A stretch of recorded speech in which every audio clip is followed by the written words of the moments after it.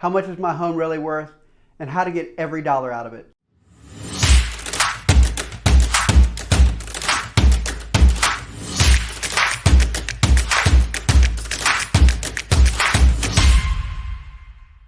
Let's get something out of the way right up front. Just because Zillow says your home is worth $475,000 doesn't mean it's actually worth $475,000. I once saw a Zestimate that valued a 2-bedroom bungalow the same as a fully renovated West End colonial with a pool, wine cellar, and a detached guest house.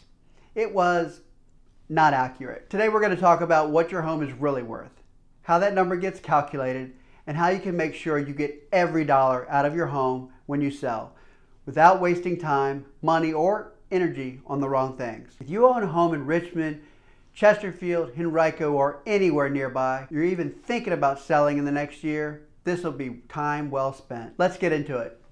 First big question, what actually determines your home's value? Unfortunately, it's not based on how long it took you to install those floating shelves or how many Saturdays went into staining your deck. Trust me, I know those projects were personal, but buyers are thinking market value, not sweat equity. There are 3 core factors that determine what your home is really worth.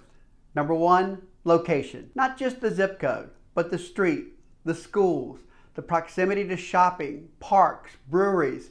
You get the idea. A house in the Fan doesn't price the same as one in Hanover, even if the layout is identical. And yes, even one block can make a difference. Buyers don't just buy houses, they buy neighborhoods. And those neighborhoods each come with their own price tag. Number 2, recent comparable sales, also known as comp. This one catches people off guard. Your home may feel like it should be worth more than your neighbors, but if 3 nearby homes with similar size, updates, and condition just sold for $450,000, buyers are going to expect yours to fall in line, even if you think your back patio has life-changing energy. Now, where it gets more specific is adjusting for upgrades, layout, and things like a finished basement or an extra bathroom. That's where working with someone who knows how to interpret comps, like I do, becomes a huge advantage. Number 3, condition and presentation. This is where you can influence the outcome. A well-prepped, clean, and professionally marketed home almost always sells for more and faster. I've seen homes with the same square footage and location differ by $30,000 in the final sale price. The difference? One looked like a lifestyle catalog, and the other looked like someone just left in a hurry and forgot to clean up breakfast. So let's talk about that. Why do online estimates like Zillow and Redfin get it so wrong? Well, because they rely on algorithms, and algorithms don't know that you updated your HVAC last year or that your neighbor's house, who's used as a comp, backed up to a train track and had original carpet from 1996. Online tools are ballpark estimates at best. Think of them like trying to measure your shoe size by looking at your hat.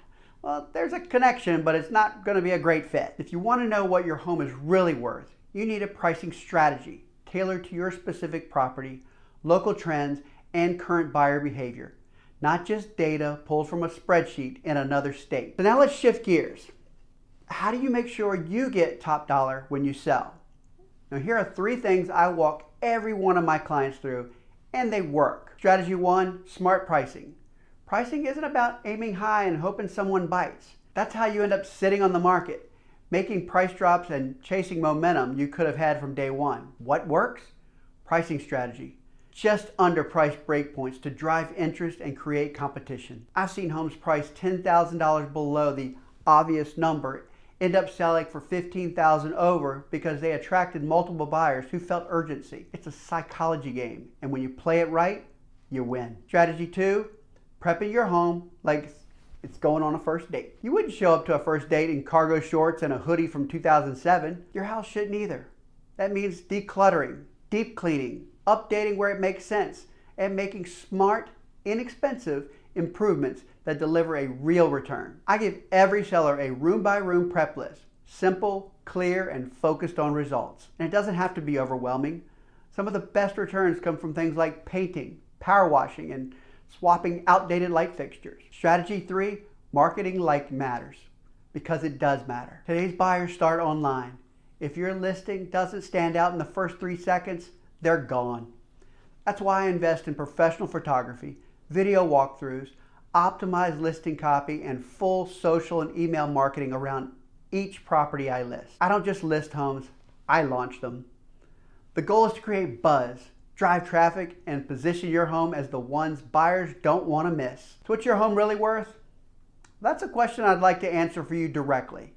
Because the truth is, no online tool can match the accuracy of a local expert who knows your home, your neighborhood, and your goals. If you're even thinking about selling this year, let's talk.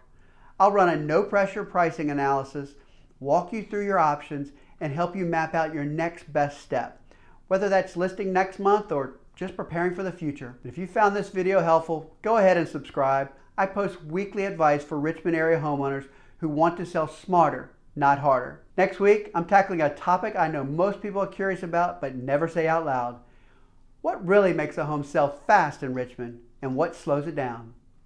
Spoiler alert, it's not what you think. If you have a question now, drop it in the comments or message me directly. I read every message and I'm here to help. Thanks for watching. See you next week.